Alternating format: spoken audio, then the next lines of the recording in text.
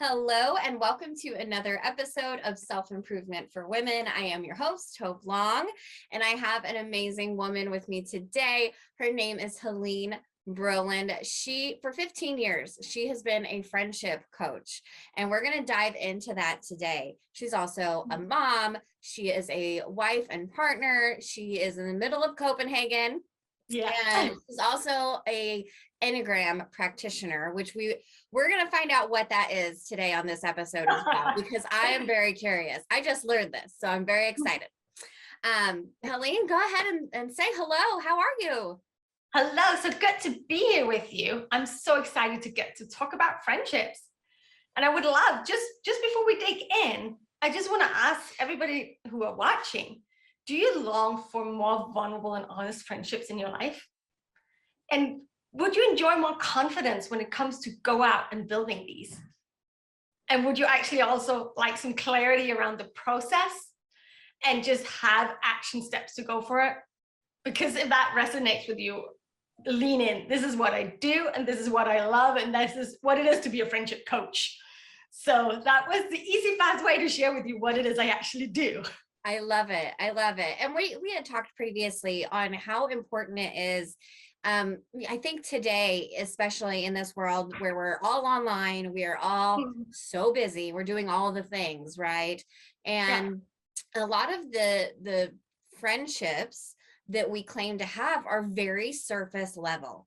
It's more of an acquaintance, or it's a networking connection, or it's just a coworker, and we kind of leave it at the door when we leave, that kind of thing. And it's the deep friendships that actually fulfill you as a human, that longing, that deep connection. So let's talk about vulnerability, because that is huge, right? Yes. I love how you put it, that contact is not connection. And I think we mistake that sometimes. Like, I'm in contact with lots of people, that doesn't mean you're connected, because we impress people with our strengths, but we connect around our vulnerability, about what it is to be human. And I think it's so interesting when I talk to people about vulnerability, and they're like, well, I don't like vulnerability. It feels weak. Like, honestly, vulnerability, that's the strongest stance you can have, because you own that you're human. Because if we try to avoid our vulnerability, we think that we are superwomen and supermen. And honestly, I would love that thought. I would like to be superwoman sometimes, but that would just be nice. But that's not the truth. And when I behave like a superwoman, that's when I fall the hardest. I don't know if any of you can recognize this. That is when I'm not in touch with my weaknesses, my fears. And when I don't share it, the shame creeps in. I feel like I'm alone. And I think what's so beautiful about vulnerability is when we dare to open up and form these vulnerable friendships. I don't know, I can't count how many ways me or some of my clients have shared a struggle, imposter syndrome, fear of rejection, just feeling overwhelmed, just having a sad day for no reason, all these things that happen to us. And someone else in the room just goes, yep, that's me. And I'm hoping if you're watching as well, or even you hope, like, yeah, that's me, the feeling, and it just connects us in a way that nothing else does. Yeah. And like vulnerability, so vulnerability has such a stigma about it, right? And it's so currently socially, it's very important to be viewed as, strong, independent, capable, positive, all these things, right? Like everybody's all like, be positive, be happy, like life is so good. And you're like, I'm having a really hard day and I'm about to break down on somebody. Like, you get overwhelmed, you have these emotions. It's not okay to just push them to the side and bury them. And so when you have that vulnerability, that friendship with someone, and you're releasing those negative emotions, releasing those negative feelings, it's going to make you a better person, right? Yeah. And actually, even our ability to handle those negative emotions is also going to give us a larger ability to find joy, to find thankfulness, because there's this funny thing about feelings, that when we dare share and be seen in the lows, we can also go higher. But if we don't want to own our low feelings, we actually don't go as high. And this is scientifically proven. So, and because there's this stigma around all the negative feelings that we want to avoid, it's just so pivotal that we have friendships where we can feel them and we can work through them. Because if we don't work through them, they're just going to control us in our subconscious anyway. Right. So you can't suppress them. They're going to be there. Right. But when we have the friendships, the vulnerable friendships, we can talk about them, vent them, get them out, but also get to the deeper layers and work through whatever is going on. Yeah. That actually, that releases from anxiety, and it prevents depression as well. Yeah. And we're not talking about like having and part of my language, a bitch fest, and like having a complaining fest and just exuding negativity. What we're talking about here is speaking our mind and then taking a moment with another person, right, who can kind of get that bird's eye view, and they know us, they understand us a little bit, and sometimes they see things about us that we don't always see. And that's how we grow, like recognizing those things and moving on, not just sitting around bitching about Mary Jane, who, you know, she messed up my whole day. Yeah, she's such a bitch. Yeah. But more importantly, why do I feel like this? Why is this got me so wound up? I don't understand. And somebody else can come in and be like, well, do you remember in 2011 when we were all out to dinner and this got said and how you reacted? Like it's those connections. It's recognizing those emotions and then working through them. Yes. Yeah. And that's why it's so important that we talk a lot about that the vulnerable friendships are also being on the journey together, having people who want to see you become the best version of you. Yes. Love you as you are, but loves you too much to let you stay in the ditch once you've fallen down there. Yes. Yes. And that's why I think it's great. When I recently, you know, I'm on this business journey and I've put myself in some circles of really uplifting, empowering women. And we're very honest with each other about our struggles. Like, you know, hey, we're also moms. We're also working part-time jobs. We're also wives, partners, daughters, all these extra things. And it gets really overwhelming. And to have somebody to go to and say, I am flipping out.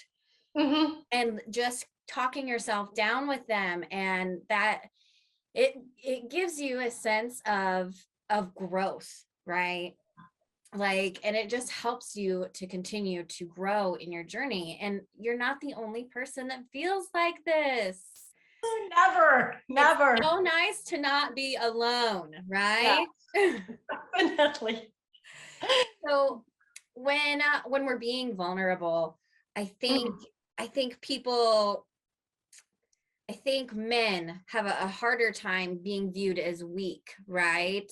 Because I'm seeing a lot of stuff lately where, you know, women are stepping up and saying, hey, I have depression. Hey, I have anxiety. Hey, I have postpartum, those kinds of things, right? But for men, it has always kind of been a societal thing where they can't express themselves. I'd like to hear kind of what your views are on that. I think that is one of the reasons why the loneliness rates are higher among men than women. And that's all statistics tell us, that men are more lonely. And I do believe that you're absolutely right. I think there might be a little bit of a difference from Denmark to the States in that. So I think we have a cultural difference, because I think it is more okay in Denmark for men to be more vulnerable. I see that growing, but I still see the struggle. And honestly, that's why I love that I have my husband along for the journey in this company, because he can speak to the men. He can talk about the inner language. He can talk about feelings. And he's a real man, but he's also just really in touch with who he is. Yeah. And I find that I actually have a big heart, not only for women, but also for the women's men who are sitting here watching this, for them to grow in friendships. Yeah. And I was thinking about this the other day, you know, on the men's side of things, they carry around a lot of weight with them all the time. Like they worry about the kids just as much as we do, right? So kids, the bills, if they're the, you know, breadwinner of the home, they're freaking out all the time about the bills. Savings, retirement, how am I going to take care of people after I'm gone? All these are heavy things, and they carry this around all the time. And I really, if there's men watching today, I know the show is self-improvement for women, but some of you might be sitting next to your wife right now. It is okay. Sneak peeking. Right. Yeah. It's okay to get vulnerable and get real about how you feel and opening up about that. Because if you don't open up, nobody can help you, right? Yeah. And it is going to strengthen your marriage as well if you open up.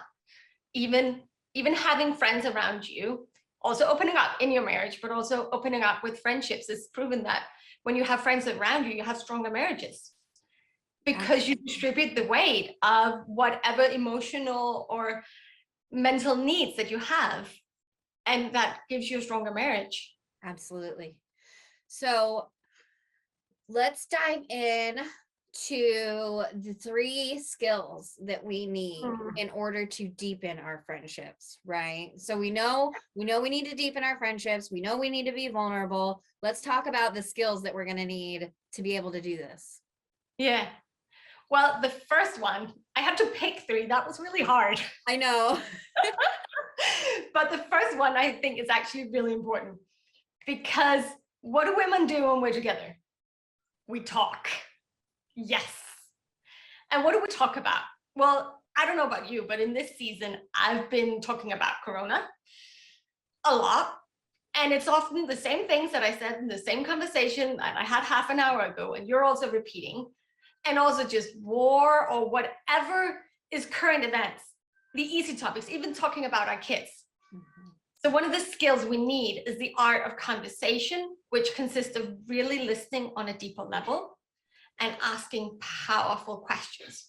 Yes. I talk a lot about when you really want to walk with people, you have to know that there's whatever experience your friend is sharing.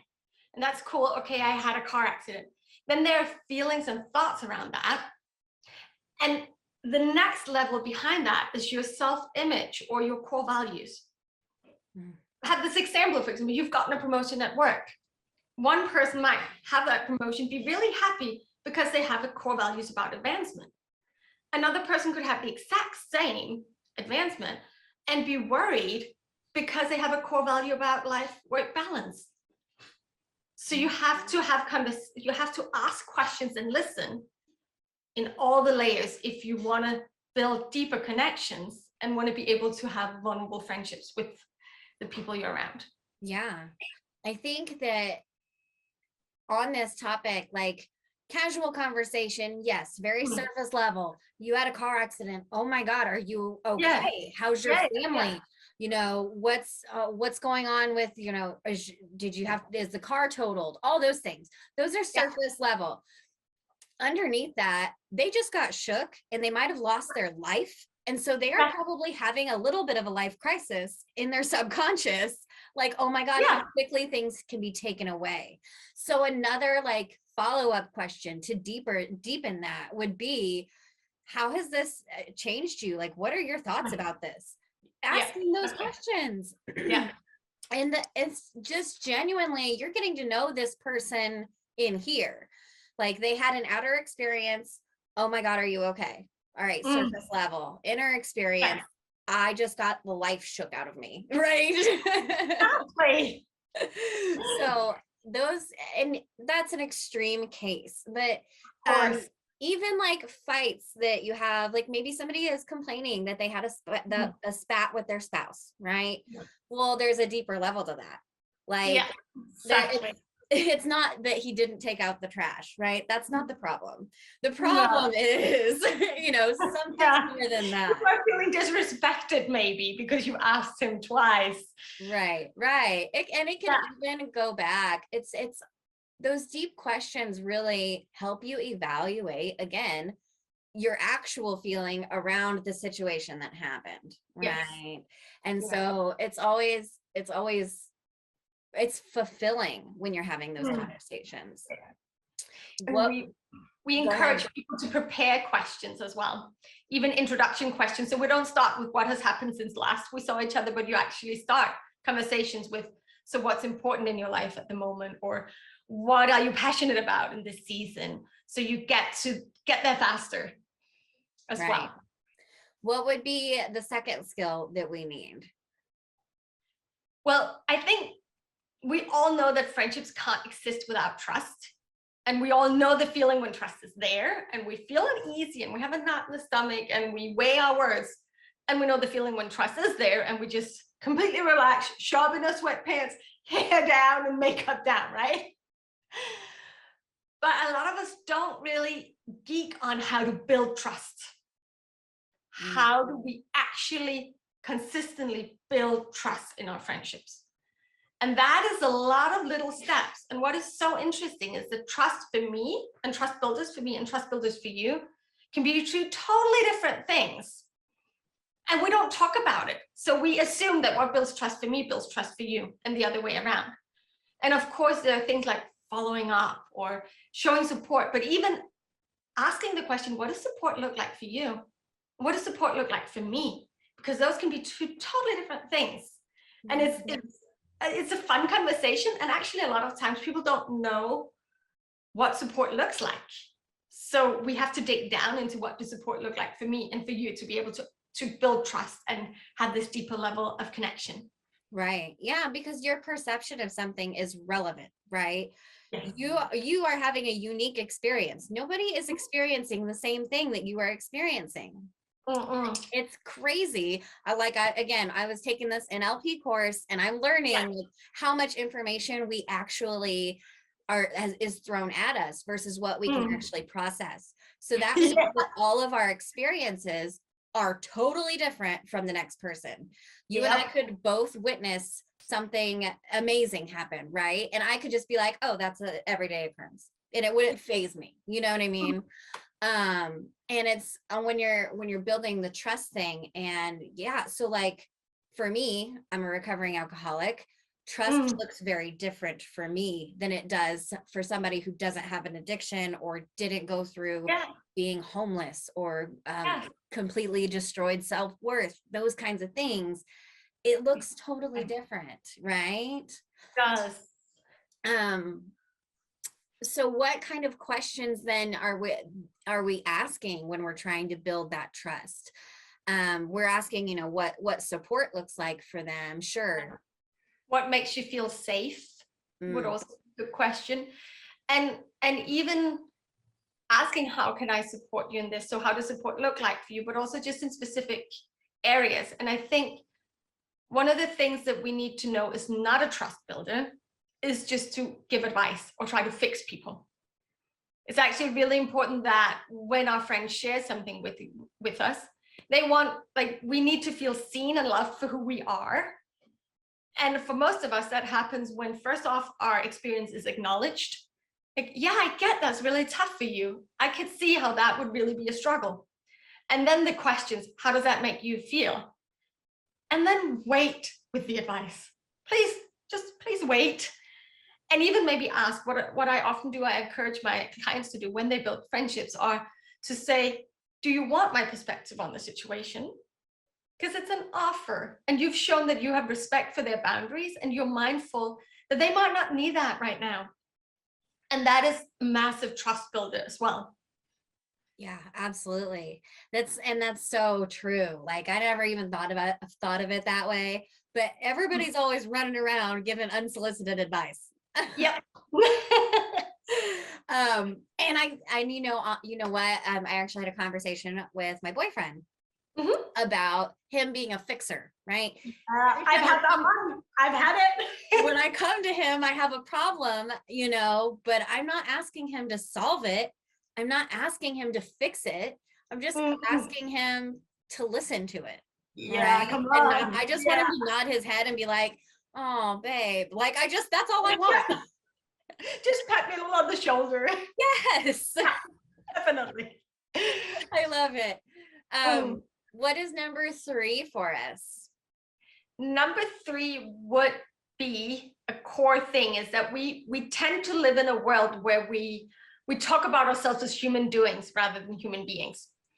I find it so interesting that the first question we ask people are, so what do you do? Like it's the most interesting thing in the world. Like, I don't get it. It's not the most interesting thing about a person. It is about who you are. But because we live in a world that celebrates achievement, like even from when we have babies, we celebrate them when they start walking, when they say their first word, and it just goes on into school. We get celebrate with the right answers. So we celebrate achievements, and therefore we get this focus on what we're doing. And no one is teaching us a language about who we actually are. What is our core fears, our core motivations? Where do our behaviors even come from? What are my weaknesses? What are my strengths? That's kind of a whole language that we just have to figure out on our own. And we need to develop that language to actually be able to share that and have that vulnerable conversation with a friend. Yeah. Most of us, we walk around without even knowing why we do what we do. And that's where the Enneagram comes in as well, because that's an amazing language tool for that. So, okay. So I have two things. So very quickly, let's talk about what an Enneagram practitioner is and what it means. Well, I'm trained in this personality profiling system called the Enneagram. So an Enneagram, you could also call me an Enneagram coach, which means that I help people figure out where they belong in this system. But what I love about this system is it doesn't only show you the box you put yourself in. We talk a lot about automatic behavior because we as humans, we tend to identify with our behavior. Like, I don't feel like myself if I'm not happy. I don't feel like myself if I'm not effective, or I don't feel like myself if I'm not doing things perfectly. But actually we could, so can you see like identity and behavior get mismatched in that? And the Enneagram shows you what is your automatic behavior? What behavior do you identify with? The box you put yourself in, but it also shows you how to get out of that box and how you can become all of what a human is and can be. And it's just, I help people with that. I coach them in figuring out where do my core motivation come from, and I help them figure out then how can I act in different ways that would be more helpful for me in situations, and how can I maybe change some of the core drivers so I become the best version of myself. Right. Okay. That is really interesting. We have to dive in more when we get off of here, but yes. Okay. So number 3 again was identifying your inner language. Yeah. Inner language. Yes. When we are, how do I want to put this? This kind of ties into mind reading a little bit, right? Yeah. And, okay. So real quick for me, break it down one more time what number 3 was, because I had something so good. It's about identifying your inner language to be explaining about who you are as a human being. Okay. When you are introducing yourself, unless it is a networking event, don't tell people what your job is, like right off the bat. I like to ask people, and you can tell me if I'm wrong here. I ask people what they're passionate about. Yeah, good question. Is that is an alternative. Instead of like, what do you do? Ask what they're passionate about. Yeah. And a lot of times you will find that, you know, people, particularly in the business area, that what they're passionate about does tie into their job. But as far as just meeting people, you're going to find out that Drew down the street, yeah, he's a construction worker, but he also really loves skiing in Aspen or whatever. He wanted to be, maybe when he was young, he wanted to be an Olympic athlete. Like, you're going to find out those things that nobody else knows because nobody else is asking. Exactly. And if nobody else is asking these questions, that ties into trust too. That Yes, person really cares about me. I trust them. Like, I trust people that care about me or that make me feel like they care. Right. Yes, exactly. Amazing. And then that way they all tie together, because understanding how you work will also help you to show up with integrity and authenticity. And that also builds trust. Yes. The last thing that we have today, and we're going to talk about mind reading, right? Yeah. And this ties into earlier where we said everybody's perception of things is different and everything is relative to our own experience, right? So when we're having conversations, sometimes we leave the conversation thinking, oh, I shouldn't have said that. oh, she probably took that the wrong way. She's never going to call me again. She's never going to want to have coffee with me again. Why do we do this? Like, it is an endless cycle sometimes, right? It is. Well, actually, it's because our brains are kind of like like an overprotective mom. Mm-hmm. So your brain will try to find your worst fear and try to protect you from that. So it's not even only overthinking, it's also overfeeling. So your brain will make, I love Brené Brown, she puts it this way. She says, your brain will make a shitty first draft of why people do what they do. And I think it's such a good point to remember. This is a draft of why people do what they do. But it is because we are trying to protect ourselves against rejection, against hurt, against feeling vulnerable again, because feeling vulnerable is uncomfortable. And so that's why we go into these cycles. And like you say, it's a cycle. It almost becomes habitual thinking if we don't stop it. Yeah. And I think recognizing it, having an awareness around that, that is going to change your life. Like if you just always, how was it that they put it? You should go around thinking what's the best that could happen, not so much what's the worst that could happen, right? Because what's the best that could happen? The best that could happen is that, you know, Jessica thought that we are going to be instant friends. She loved my energy. She can't wait to see me again. She wants to get our kids together, all those things. But then again, on that opposite side, again, you have to watch your perception, because on the opposite side, I could have been saying to myself, oh my God, she's never going to call me. Yeah. And it's just not that case, right? And this also ties in to when we're having conversations with people and we are, you know, getting deep and we're having those vulnerable conversations, right? If you are reading somebody's mind, you let's say that you just got very vulnerable, right? And now you're in a place of fear because you said something and you've never expressed it before. And if you start thinking to yourself, I should have kept my mouth shut. Why, you know, what was I thinking? They don't care about me.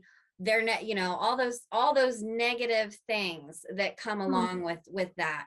Stop it. First of all, you've got to stop it, because that person is having a different experience than you are. Yes, definitely.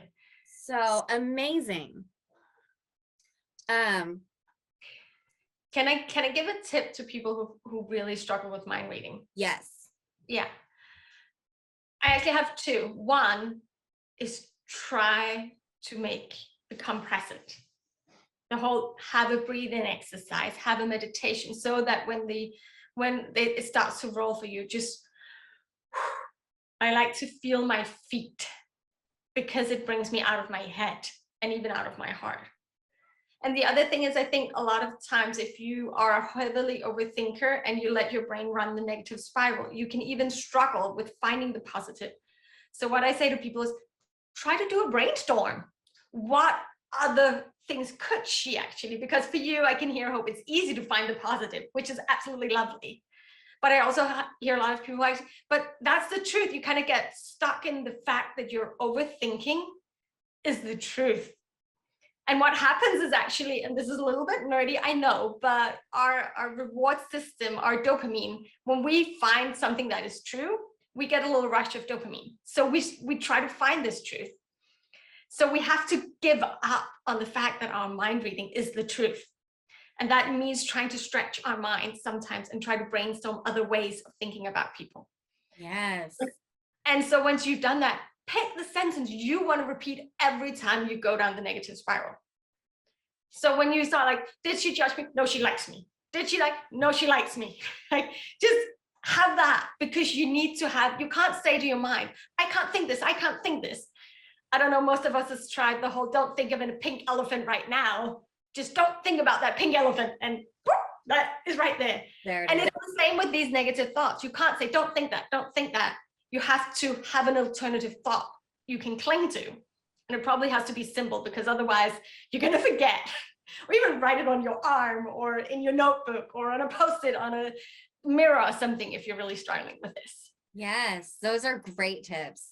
And this also like, this is very good individually for you as a person to grow, because this is going to increase your confidence, right? Yes. Because confidence, we've all heard it. Confidence is not knowing that everyone is going to like you per se, but it's knowing that you're going to be okay if they don't.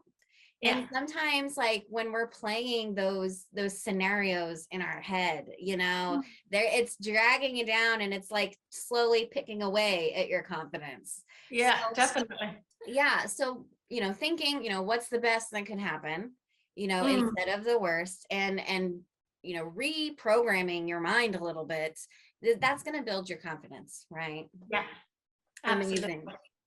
And actually, Amazing. when you feel more confident, people tend to like you more if you relax in yourself. So it's going to be a positive cycle in your friendships as well, because you become your own cheerleader instead of asking them to be your cheerleader. And I've been that needy person, and I know, like most of us, we can fall into that needy trap of wanting others to validate us. So Mhm. really learning to validate ourselves in that way and building our confidence will let us become more attractive and better versions of who we're created to be. Amazing. Yes. Ah, yes. Helene, thank you so much for coming on today. I loved it. Thank you for having me. Wonderful. I want to have you on again, because we could like talk for hours about this. Love that. All right, you guys, you can get a hold of Helene and her husband. I've got their links down here below, and reach out if you have questions, if you're struggling with your friendships, if you're struggling to make those deep connections that are going to fulfill you as a person. You need to talk to somebody about it, and Yeah, Helene come is your on. girl. And also, Um, if you want to geek on it, we actually have free live trainings every week where you can just come and listen and get all the input and language around this. Amazing. Yes. All right, you guys, thank you for watching, and we will see you next time. Bye.